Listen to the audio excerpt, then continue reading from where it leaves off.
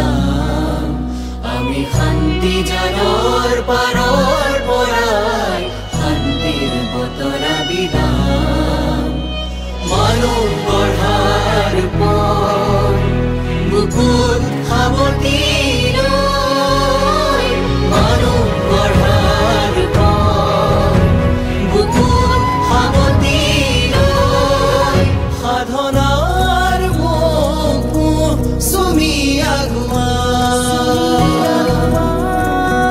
সাধনাৰ মুখ চুমি আগুৱা কালৰে পৰা মহাবিদ্যালয়খনত অধ্যক্ষৰ আসনত বহি 24টা বছৰে বিনা পাৰিশ্ৰমিকেৰে সেৱা কৰি 2013 বৰ্ষত মহাবিদ্যালয়ৰ পৰা অৱসৰ গ্ৰহণ কৰা শ্ৰদ্ধাৰ ভোগেশ্বৰ বৰা ছাৰ আমাৰ মাজত আছে।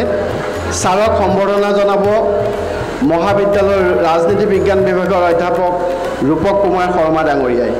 তেখেতক এখনি ফুলাম গামোচা, এটি স্মাৰক আৰু এটি কিতাপৰ টোপোলাৰে সম্বৰ্ধনা জনোৱা হৈছে।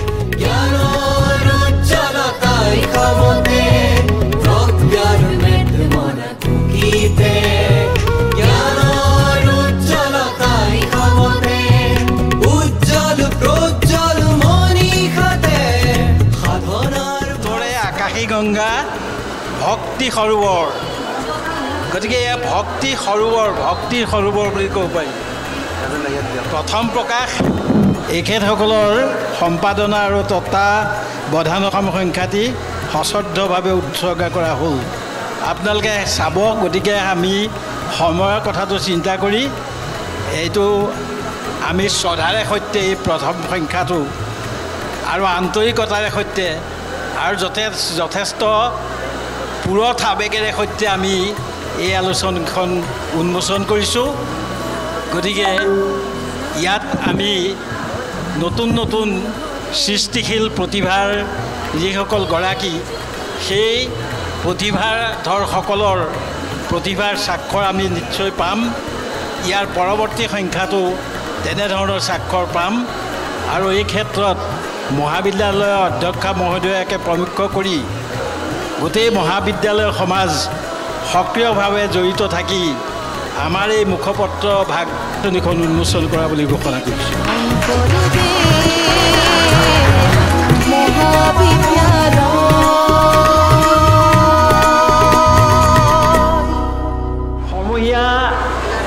সমূহৰ যেতিয়া কিবা এটা বিষয়ত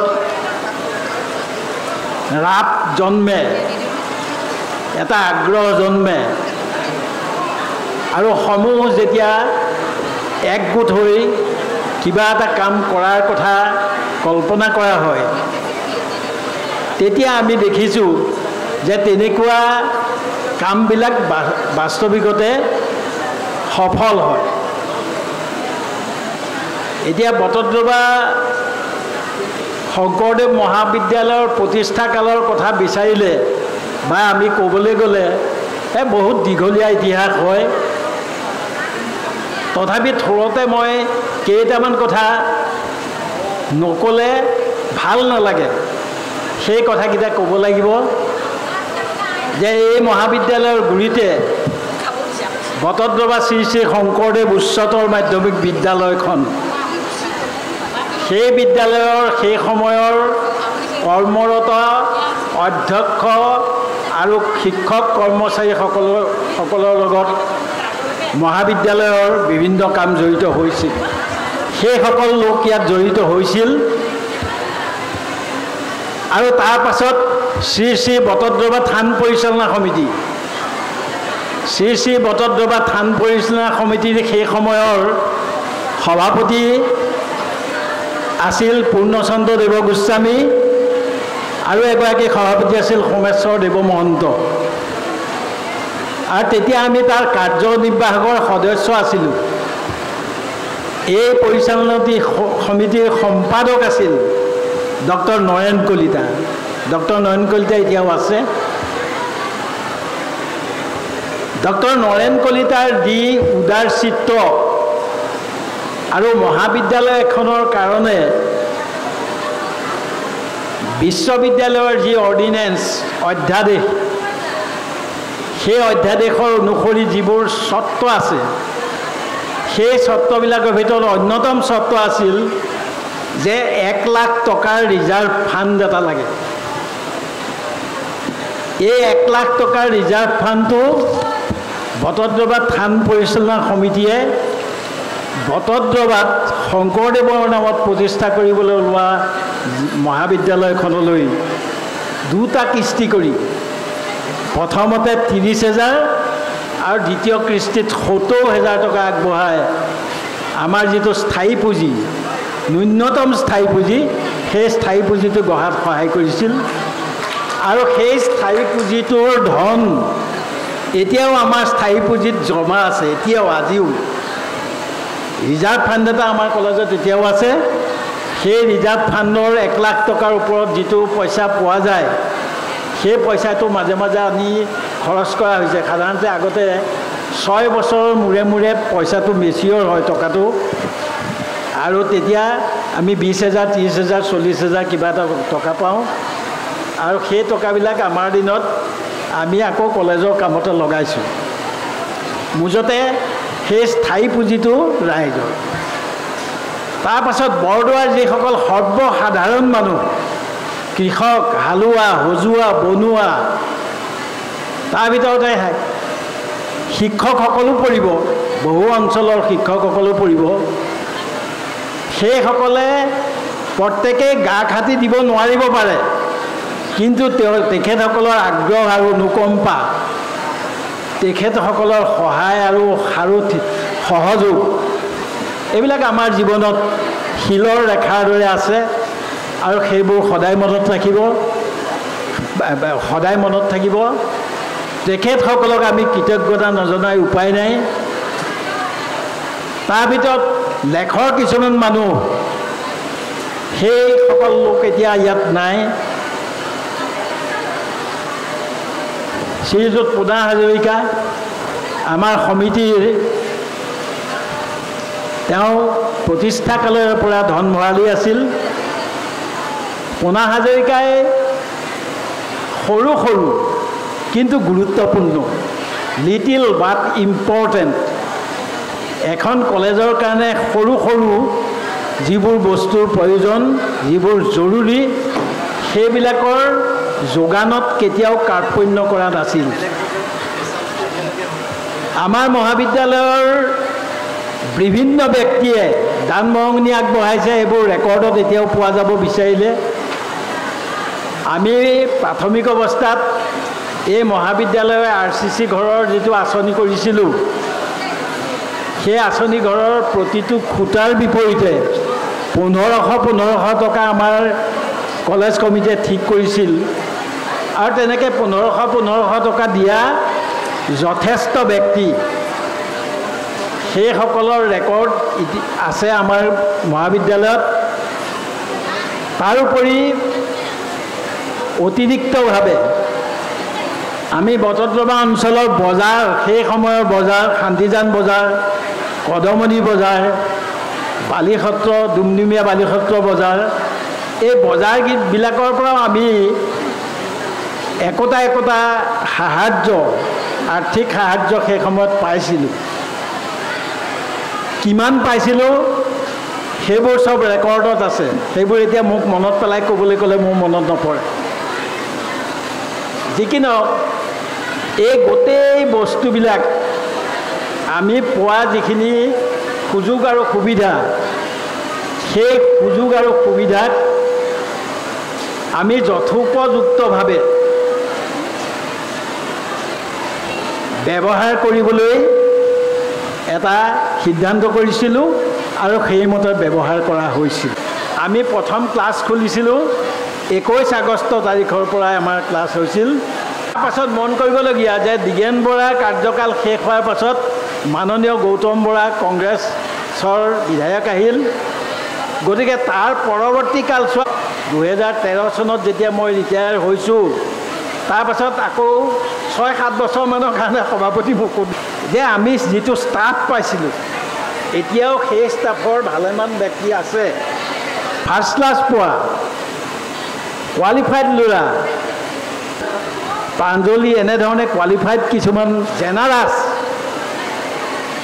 এতিয়া আজিৰ যুগত কিন্তু এইটো কথা ভাবিব নোৱাৰি যে 10,000 টকালৈ 15,000 টকালৈ এতিয়া মানুহ চলিব নোৱাৰে থাকিব নোৱাৰে কিন্তু এটা সময়ত সেইসকলৰ ওচৰত আমাৰ কৃতজ্ঞতা ব্যক্তিগতভাৱে মোৰ কৃতজ্ঞতাটো সদায় আছে তেওঁলোক মোৰ বাবে চিৰনমস্য তেওঁলোকে এতিয়াও মোক বহুত কথা ধেমালিত কয় আৰু বহুত তেওঁলোকৰ আশা পূৰণ কৰিব নোৱাৰোঁ বুলিও কয় আৰু তেতিয়া তেওঁলোককো মই উত্তৰটো দিওঁ যে তোমালোকে মোৰ যিহেতু আশা পূৰণ কৰিলা বৰদোৱাত কলেজ হ'ল গতিকে তোমালোক তাতেই সন্তুষ্ট থকা ভাল এনেধৰণে কথাবোৰ কলেজৰ কথা এইবিলাক ক'লে মনত মানে আহিয়ে থাকে আৰু আহোঁতে আহোঁতে এই তোমালোকে কোনোবাই যদি আমনি পোৱা আমনি পালে কৈ দিবা বোলে ছাৰ আৰু নুশুনো আৰু এনেকৈ কৈ দিবা বা যি নহওক তেনেধৰণে বছৰৰ পাছত বছৰ বাগৰিল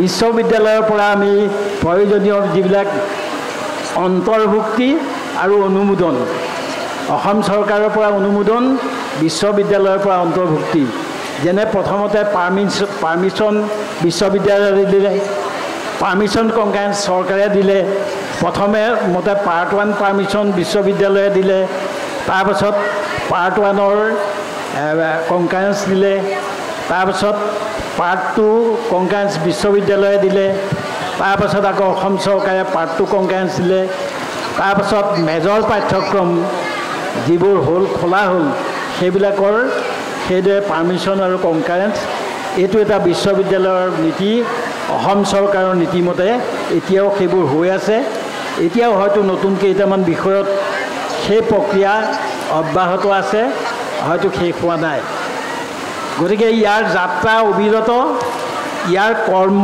অবিৰত আৰু এই যাত্ৰা সদায়ে যাত্ৰা চলি থাকিব যেতিয়ালৈকে ইয়াত মানুহ থাকিব এতিয়া যিসকল আছে ছাত্ৰ ছাত্ৰীসকলকে প্ৰমুখ্য কৰি অধ্যক্ষকে কেন্দ্ৰ কৰি এই সকলোবিলাক মানুহ এতিয়া আজি ভূপেন হাজৰিকা গান এটাই গাইছে সেইটো গানৰ তাৎপৰ্য আছে ইয়াত যিসকল আছে ছাত্ৰ ছাত্ৰীসকল ইয়াত যিসকল আছে অধ্যাপক অধ্যাপিকাসকল ইয়াত যিগৰাকী আছে অধ্যক্ষ বা অধ্যক্ষা আৰু ইয়াত যিসকল কৰ্মৰত অফিচৰ মানুহ আছে এই সকলোবিলাক আচলতে মানুহ মই মানুহ বুলি তেওঁলোকক গণ্য কৰোঁ অন্য সন্মান মই তেওঁলোকক দিব নোৱাৰোঁ কিন্তু মানুহ এই সন্মানটো মই তেওঁলোকক দিব পাৰোঁ ছাত্ৰ ছাত্ৰীসকলকো মই মানুহ বুলি ভাবোঁ এতিয়া কথা হ'ল আমি যি মহান উদ্দেশ্য আগত ৰাখি বৰদোৱাত কলেজ পাতিছিলোঁ তাৰ মূল কথাটো হ'ল the institution in the hallowed memory of Srimanta Sankardev Srimanta শংকৰদেৱৰ বিষয়ে নজনা কোন মানুহ আছে চবেই জানে কম হওক বেছি হওক এই শ্ৰীমন্ত শংকৰদেৱৰ জন্ম বটদ্ৰৱা আৰু ইয়াত কোৱা হয় জয় জয় বটদ্ৰৱা বৈকুণ্ঠ দূতয় সেই থানে নিজ গুৰু ভৈলন্ত উদয় যে বৰদোৱাৰ জয় দ্বিতীয় বৈকুণ্ঠ বুলি কোৱা হয় গতিকে আমি 90-89 চনত আমি তেতিয়া ডেকা চেঙাল ডেকা আমি তেতিয়া আমাৰ মনত আমি য'তেই গোট খাওঁ আমাৰ শিক্ষকসকল বা অনা শিক্ষকসকলৰ মাজতো এনেকুৱা হয় এই শংকৰদেৱৰ জন্মস্থান হ'লে কি হ'ব ইয়াত উচ্চ শিক্ষাৰ অনুষ্ঠান এটাই নাই এই যে উচ্চ শিক্ষাৰ অনুষ্ঠান এটাই নাই এই অনুভৱটো সেই অনুভৱটোৱে আচলতে মূলধন লাহে লাহে সেই কথাবিলাক অকণমান সমাজৰ বহল সমাজ সেই বহল সমাজলৈ ওলাই গ'ল আৰু বহল সমাজলৈ যোৱাৰ পাছতে MLA কাণত পৰিল MLA বিধায়ক তেতিয়া দিগেন বৰা কাণত পৰিল দিগেন বৰাৰ কাৰণেতো এনেকুৱা যে এনেকুৱা তেওঁ মানে দুঃসাহসিক আছিল তেওঁৰ কাৰণে নোহোৱা কথাই নাই চব হ'বই হ'ব লাগে কলেজ লাগে ঠিক আছে কলেজ গতিকে হ'বই লাগে বুলি কৈ কামত লাগিয়ে গ'ল ইটোৰ পাছত সিটো নতুন সমিতি পাতিলে আগত সমিতি আছিলে কিন্তু বৰ কাৰ্যক্ষম নাছিলে গতিকে নতুন সমিতি পাতিলে আৰু নতুন সমিতি পাতি পেলাই পিঠিত হাত চপৰিয়াই পেলাই ময়ে ছেক্ৰেটেৰী হ'ব লাগে। মই তেতিয়া subject teacher Bordowa higher secondary. মোৰ পিঠিত হাত চপৰীয়া বোলে এওঁ ছেক্ৰেটেৰী হ'ব লাগে। এই ছেক্ৰেটেৰী পাতিলে আৰু ছেক্ৰেটেৰী পতাৰ এমাহমানৰ পাছতে আকৌ দায়িত্ব অধ্যক্ষৰ দায়িত্বও দিলে আৰু লগে লগে একে তপতে ক্লাছ খুলিবলৈ ফৰ্ম চৰ্ম আনি দিলেই। কিন্তু ইফালে আমি বিশ্ববিদ্যালয়ৰ লগতো যোগাযোগ কৰা নাই, ক'তো মানে আগঘূৰি হেৰি কৰাই নাই। তাৰপিছত বিশ্ববিদ্যালয়ত যেতিয়া যোগাযোগ কৰিছোঁ তেতিয়া ক'লে যে আপোনালোকে অলপ ধৈৰ্য ধৰক, ডিগ্ৰী কলেজ এখন পাতিবলৈ গৈছে, গতিকে প্ৰস্পেক্টাছ এখন লৈ যাওক আৰু প্ৰস্পেক্টাছত থকা যিবোৰ চৰ্ত সেইবোৰ পূৰণ কৰি আহক, আবেদন দিয়ক। গতিকে সেই প্ৰক্ৰিয়াটো আমি কৰিবলগীয়া হ'ল।